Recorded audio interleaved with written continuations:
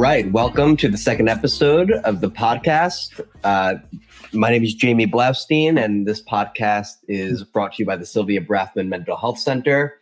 I'm your host, and I'm here with Ben Brathman, Chief Clinical Officer of Sylvia Brathman, and Peter Marinelli, Founder, Executive Director of Through the Archway. Yep. Peter, the Godfather, and Ben the Wolf.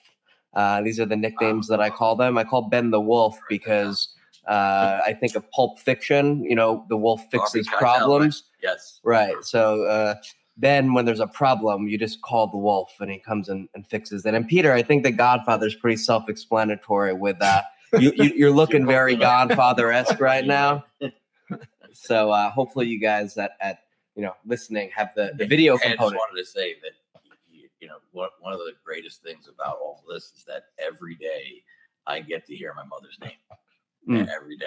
I mean, it just immediately, whatever mood I'm in, puts me in a good mood. Immediately. Yeah, I didn't know her. Can I tell a little anecdote about? Of course. So Sylvia Brathman, right? Ben always talks about her, and go ahead, share a minute about her. Oh, so my mother was the nicest person I've ever known, and she had this ability to make you feel like you were the most important person in the world when she was talking to you. And I want to take that and I want to spread that pixie dust, fairy dust, like she would, over the entire treatment center, so that we all behave that way. We work with families that way. We work with the patients that way. We work with each other that way. She absolutely was that person, very charismatic, very loyal, just somebody that, and also that you wanted to do right by. And then I wanted to mention this, and I hope you were going there. She loved Denny's, right? Can I take Please do, go ahead. Because when we were establishing Sylvia Brathman, at one point towards the end of, dealing with sort of dotting I's and crossing T's on the business side, it came into question, hey, because Ben, you owned that name. Yeah. It was previously how you marketed the mental health practice at your former center that you founded. Right. But long story short, we were going back and forth on, that now needs to be in the property of the company should own that, right? Yeah. And whatever. Long story short, we were going back and forth, and eventually you reached out to me and you were like, "Hey, I'm going to assign the name to the company, but I want a very special consideration." And I was like, "What's that?" And you're like, a $73 gift card to Denny's. The reason being that your mom loved Denny's and she died when she was 73. Exactly. Right? That's exactly right. Yeah. And I still owe you that. I'm aware of that. I popped into a lot of breakfast. Yeah. I popped into 3 Denny's and they're out of gift cards. So I know, it's on record now. I owe you that gift card. So. I appreciate that. But yeah, that would do it. Awesome. Fantastic. So that's actually an appropriate transition. Your mother was a loved one, and I don't know to what extent she ever needed any sort of help. I know you've alluded to, maybe some eating, abnormal eating behaviors, but what we're talking about today is convincing a loved one to accept help. Yeah. Obviously, it's a broad topic, and I guess, what do you guys think makes that dynamic so challenging? Like, why are we doing a podcast on this topic specifically? Obviously it's not so straightforward. Because very simply, people don't see themselves the way that other people see them. And, it has to do with your ego and your perception of yourself, the world, and others.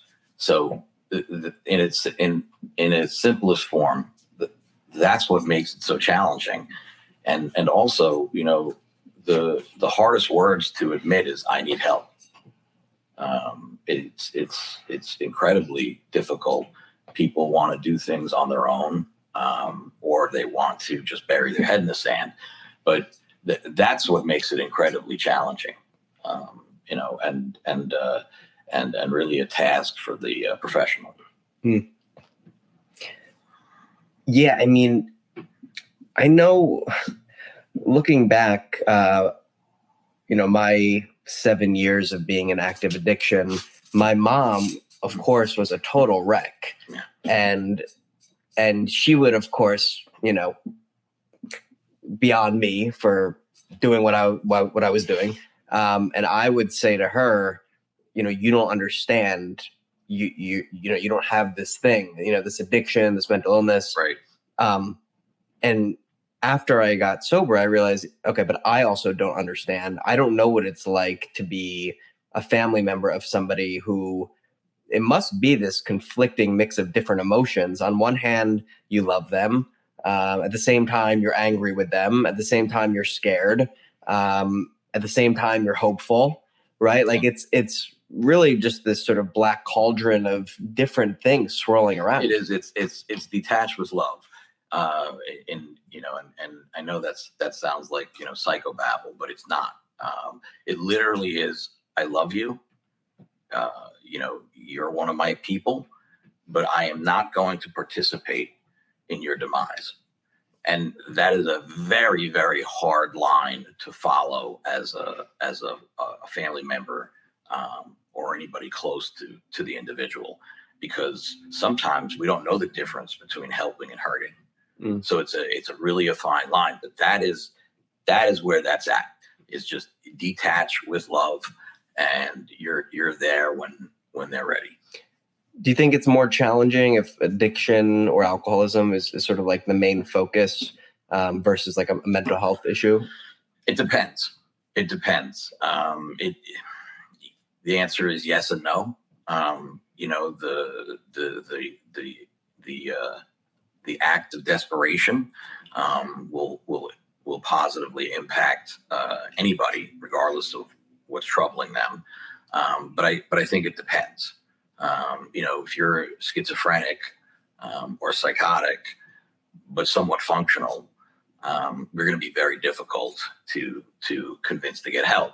And if you're in the midst of your addiction and you're really tied down, you're going to be very difficult to push towards getting help. Peter, what do you think on, you've worked with so many addicts and alcoholics. Do you think that is more challenging to sort of overcome when there's drugs and alcohol in the picture?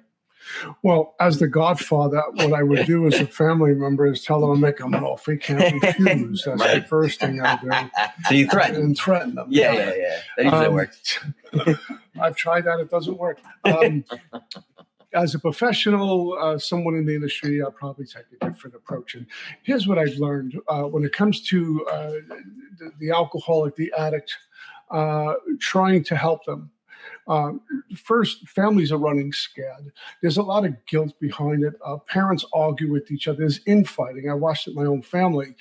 If we didn't do this, we should have done that. There's back and forth with family members, and watch families get splintered apart. They come into a treatment center and family week, and sometimes they're at each other's throats. There's an undercurrent of tension going on. And I hate to say this, but very often one of those family members, mom or dad, are using and trying to keep that under the carpet while they're in a treatment center trying to help little Johnny or Mary, or the husband or wife. Years of living with an alcoholic and addict is going to make the family sick. They're suffering from alcoholism even though they're sober. They have codependency going on. They have classic enabling going on. They have what I like to call Al-Anon-isms going on. They're living in fear. They're waiting for the ice to break any moment. They're trying to cover up, fix, repair. That's their job, by the way. They've taken on that role unexpectedly. What happens is once the person gets into treatment or goes to a respective 12-step fellowship, and that person begins to get well, families, without even realizing it, and they'll object to this when they first hear it, they always do, will start to sabotage that treatment. That person getting well. Here's why.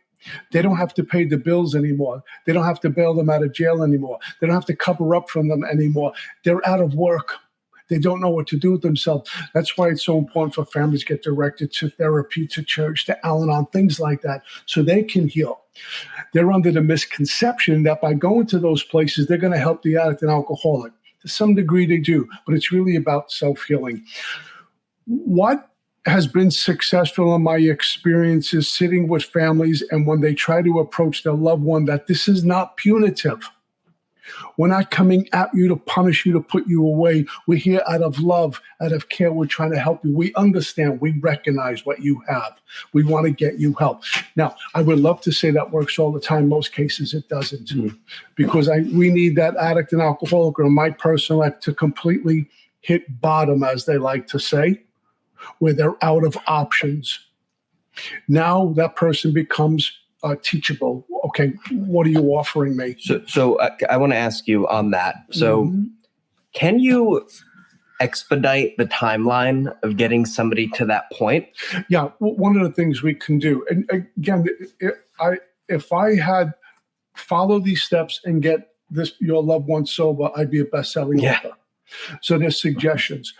I have to take away all the enabling. For example, no money. Now, it's easier said than done by parents. It's my husband, wife, or my son or daughter. How do I do that? If they get arrested, don't bail them out. How do I do that? If they're using, they have to get out of the house. Suggestions like that. Remove any options. Cut the gas line. We have folks coming into treatment. They have cell phones, credit cards, and mommy and daddy are still bankrolling if anything they want. They're getting brand new sneakers and clothes sent to treat. All these little perks. I'm saying you're killing them by doing this. It makes no sense. So we got to kind of raise the bottom. Easier said than done. But in my personal experience, when my family put me out, they can't come home anymore. And I thought it was punitive. I realized my family did it with a broken heart. They threw me out, and I was on the streets. It was awful.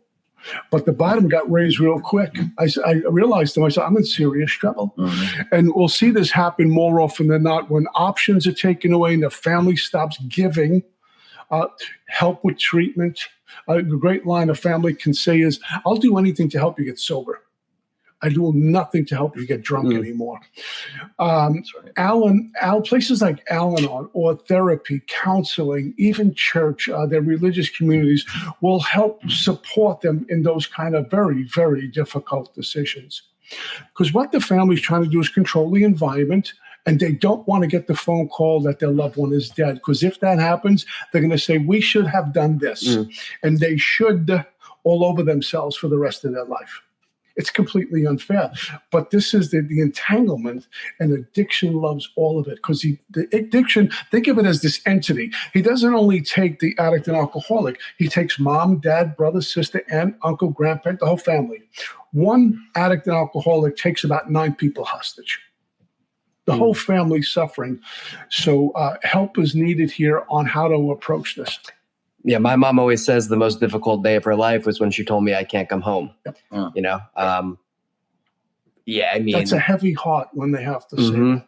At one point, she threw me in this. We joke about it today, but there's this little motel. It is rough. It's called the King's Inn, and I think in New Jersey. Yeah, I think I got thrown out of there. Nice. 47. Oh, I think I saw you there. No, they it's funny because my brother will drive by and take a picture, and I'll be like, "You're home." Yeah. You know, we laugh about this stuff 9 years later, but I always joke back. I say, "Yeah, it's fit for a king." My first night, my dad was sitting in the car, and he read me the riot act, and he says, "You got to go." I had the audacity to ask him for $20 on the way out. And when I walked out, I said to myself, "The heck with them. I'm on my own." Then the sun went down and it got dark. And I was like, where's mommy?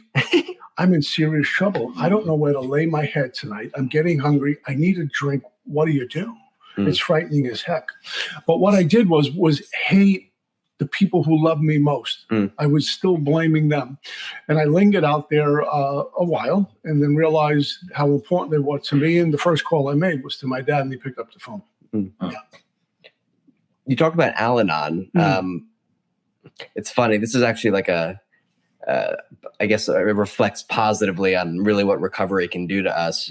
My mom got called out at an Al-Anon meeting recently because she went in and she shared at the time about all the amazing things that were going on in my life. Like, you know, went to Duke and, he's an investment banker, blah, blah, blah. And somebody came up to her after and said, hey, you can't share that like you are here. Like people, their loved ones are dying or they're scared. And I said to her, Mom, like, I love that you can share that now, because so many years ago, it was the inverse of that completely. Mm-hmm. But if you're going to share that, share what it was like first, because that's where the hope is. Not just like my son's doing amazing, right? They want to hear the hope. This is what it was. And there's hope that it can get better based on my experience. So Al-Anon's done great things for her. I mean, just even deep into recovery, she's, continued going, which has been great. So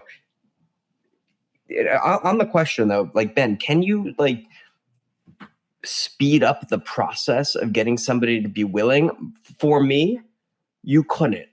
Like I do, maybe like slowly but surely, little things along the way. Like when I was in your treatment center, right? Like my parents telling me to go to like the most harsh halfway house in Florida. Like those little things maybe over time did get me to that place of willingness when it did. For instance, if they didn't do those little things, maybe I got it at 30 years old instead of 24. Right. It's really just difficult to measure. It is difficult to measure. You can try to speed up the process. And the way you do that is similar to what Peter was saying, is that you take certain things away from the person and you create this sort of artificial desperation. It's not so much artificial, really, but you create it. The problem with that, of course, is that family members, they don't stick to it, and that's, and then also there's going to be a weak link in the family system, and we discuss that with our families and with the patients. Who's the weak link? Who's the one that's going to give Johnny, $100? And so Johnny knows who it is. And Johnny knows who it is. He does. Johnny has two of them, Yes. And so what we do is we support the family in how do we help the weakest link, and so we rally around them, and so the faster a family becomes a united front, the faster that person will feel a bottom. They'll feel the natural consequences. And families that don't, it's going to take a lot of time. And again, counterintuitive. I mentioned it on another broadcast, but this sort of doing almost the opposite of what you would do. And one of the things that I do, I like to use metaphors, but if there's a hurricane outside, a Category 5 hurricane, and your loved one who's an addict, alcoholic, mentally, whatever it is, knocking at the door, slamming on the door, if you let them in, you let the hurricane in, right? What would you do? And so my position is this. My position is there's not an exact answer to that. My position is, what is the family's decision as a united front? Whatever it is, good, let them in, don't let them in, throw some food out there, whatever it is. But whatever it is, you guys decide together and you approach it that way. That creates a faster bottom, if you will. And families, again, like mine, no matter how awful it becomes, to never give up hope and never shoot the wounded. We live life forward and understand it backwards. And I knew what I was for a long time. Most of these folks come in, they know what their condition is. They don't want to be this way. They don't know how to get out. It's frightening. Thinking about sobriety is frightening. How do I live life without a drink or a drug in me? It's painful to think about, but I want to get out. So I'm like pulling you close, but stay away. Come in, but stay away. And until that person is broken on the inside, they're going to linger for a while. But we never give up hope. Because over and over and over again, we see folks who just looked hopeless. They're never going to make it. Some don't even wind up in a treatment center. They just walk into a 12-step fellowship, or they return back to church. And then you visit them or see them in 6 months and they're new people. Mm-hmm. What if we would have gave up? Mm-hmm. So we'll never give up hope. And that's something, as difficult it is, I really encourage families, just never give up. Mm. That person didn't ask. When they were born, popped out of mama, they didn't look up. The doctor says, make me a crackhead. That wasn't the plan. And for a whole sundry of reasons, here they are. And so we don't give up hope ever. The other thing that I wanted to mention is that the mentally ill, the addict, alcoholic, is not the problem. They're really a representation of the family, and if we can get the family sort of to buy into that, and kind of look at themselves first, are they using? How are they communicating? Are they not communicating? Is mom and dad on the same page? Most oftentimes they're not. And, is it a secret in the family? Most of the times it is. What do the kids know? The kids know certain things, and yet that intel doesn't get to the parents. Parents know certain things. That intel doesn't get to the kids. So the family's a mess. But the patient, client, whatever, is a representative, right? They're sometimes they're the key to the recovery of the family. But certainly, if they're looked on as a representative rather than a problem, it also softens the blow, so to speak, and gets you closer to that bottom. You watch the demise of families where it starts up where dad comes home drunk, it's okay. Dad's passed out on the floor, it's okay. Dad hasn't come home for a week, it's okay. Dad doesn't go to work anymore, it's okay. And their levels of acceptance drop too. So the families go down the rabbit hole with the alcoholic, to where you look and say, how do you live like this? And they say, what's wrong? Let's say somebody is exhibiting a lot of the symptoms that we're talking about right now, but there's no drugs or alcohol in the picture. Then does that change things? I mean, it's easy to say, hey, it's easier, I think, to impose consequences and to strong arm when you can point to an illegal or forbidden activity, right? You're doing drugs. But let's say you're still causing this, whatever it is, borderline schizophrenia, you're still causing the same havoc in the home. You're still acting in ways that, frankly, an addict would act, stealing, stuff that's not socially acceptable. But you can't point to you're doing this and therefore this is the consequence. Do you have to navigate that differently? Sometimes, but a lot of times it's just, it might not be addict, alcoholic behavior, but it could be the mentally ill behavior. It could be, if it's a personality disorder, if it's or depression and anxiety, they're going to wreak havoc in a family. Whether they're sober or not, and typically speaking, a lot of times, a high percentage, say about 80%, that person is going to be using some substance because they're so uncomfortable with their existence. And for example, a schizophrenic who hears voices might smoke pot to get rid of the voices. And it might be okay that they do that, but yet they're not really taking their meds, and they're not really, an active member of society, and they're really causing a lot of, turmoil within their family. They don't come home. They do come home. They're not taking care of themselves. So there's a fine line there.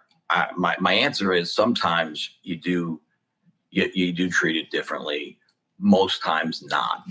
The family still has to be a united front. They still have to be supportive. They still have to make changes. So that's you keep talking about the united front. Mm-hmm. I'm sorry. You're talking about a bunch of things. So yeah. United front isn't actually where I'm going with this, but more the fine line. Yeah. You're talking about the fine line. What is the fine line? The fine line is really balancing empathy with assertiveness, right?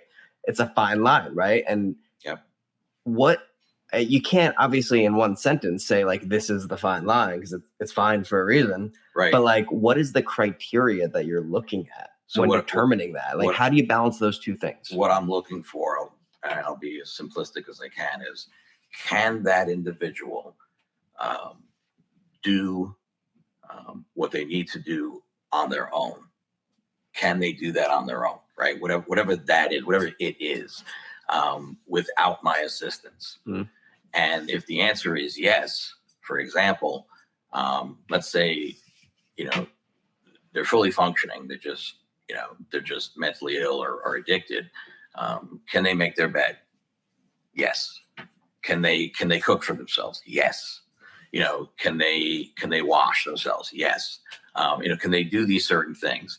And if the answer to those things is yes, and we're still interfering and we're still controlling and dictating, then we're hurting. And that's the line. Mm. That is the line. When you go into it and you're controlling things as family members do, then you're crossing the line. Does that make sense? 100%. And it's tricky because sometimes you just don't know if you're helping or hurting. If families struggle with that, it's a big topic.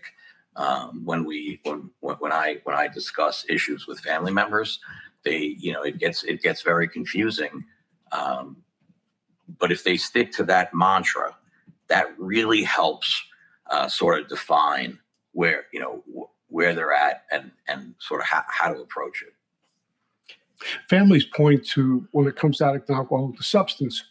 And the knee-jerk reactions, they just need to stop taking that substance and they'll be well, failing to realize it's a symptom of a much greater problem.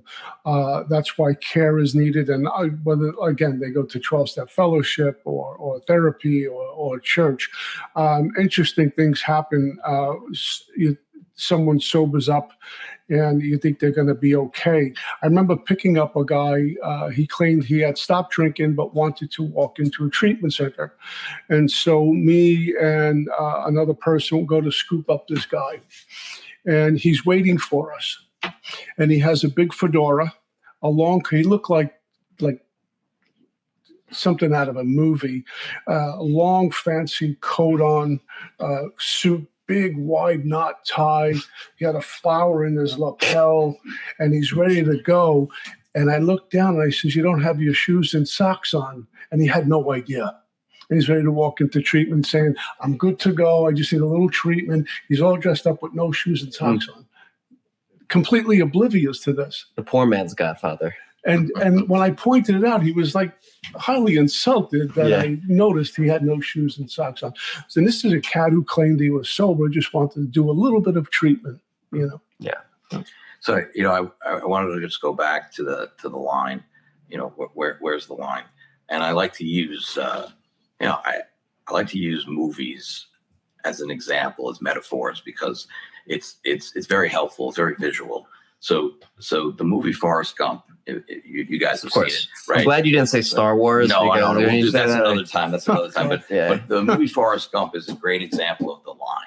So when Forrest was a boy, he allegedly had a back issue. If you guys recall, he was putting these like uncomfortable braces, and these bullies would chase him and beat him up. And of course, one day he's with Janet, and he's he's walking down the road, and they're making fun of him again, and she tells him to run. He runs, and the cage breaks out, and lo and behold, not only is he running, he's the fastest. He's motoring all over the place. The reason that those braces were put on had nothing to do with Forrest. It had to do with the mother wanted to control him, wanted to keep him close. So that she has him. It was the doctor not really knowing what to do, which we get a lot of, right? What's the diagnosis? What's the medication? Mm-hmm. And it's a lot of really just poor rearing and bad parenting. And so when he realized on his own that he was able to break through those braces, he evolved into, of course, what we know what happened with Forrest Gump. And that's very similar to what happens with mental illness and the disease of addiction, the disease of everything, is that when they get it, when the light turns on, when they break the chains, it's amazing. It's, they thrive. As I know you like to say, right? Yes. They thrive. The comeback is real. And that's exactly what happens. It's exactly what happens. Yeah, it's amazing the exponential path that your life takes. Like once you have that internal surrender on your own. For 6 treatment centers, I was forced in through the law or my family, this and that. And the mentality in all of those was sort of like, I'm going to work up this campaign of willpower. I'm going to do it. I'm going to get sober this time. Right. And the 7th and final, it shifted from I can do this, I can get it, to I can't do this, I can't get it. And ironically, that's when I got it, right? Because the first 6 times the undercurrent is I have power of choice. And it's just amazing how my life doesn't even resemble in the slightest what it did prior to that. Once I had that shift on my own without anything from my family. Now, implicitly, they probably did a lot along the way, like we've talked about, that got me to that point. So, I think we need to do a podcast on movies specifically. Another podcast, another movie, Yeah, right? Last so. one you talked about One Flew Over the Cuckoo's Nest, today Forrest Gump. I think that would actually be a good idea. Maybe we bring like our top 2 to 3 mental health, substance abuse movies, and we talk about them. Great. For now, though, any concluding thoughts on this topic in particular? Or Yeah, I wanted to say one other thing about my movie metaphor. The act of desperation. Forrest broke the chains because he was being bullied. In his mind, he thought he was going to die if he was caught. And that is the same thing that goes on. Like, I do not want to die. I want to thrive. I need to get out of this situation that I'm in. And sure enough, he did. I could bring home movies in. Godfather Part 1, Godfather Part 2. All you need to know is in those 2 movies. That's it. There's nothing else. For life, that's right. Take a quote from the great Jim Valvano for me to sum this up when he said, never give up, don't ever give up. Yeah, well, I think that's a great note to leave off on. There's obviously a challenging dynamic with families and loved ones, but I think today's conversation demonstrated there's a lot of hope and a lot of resources for families to get their loved ones the help that they need. So thank you guys so much for joining, and I look forward to seeing you next week. Thank you.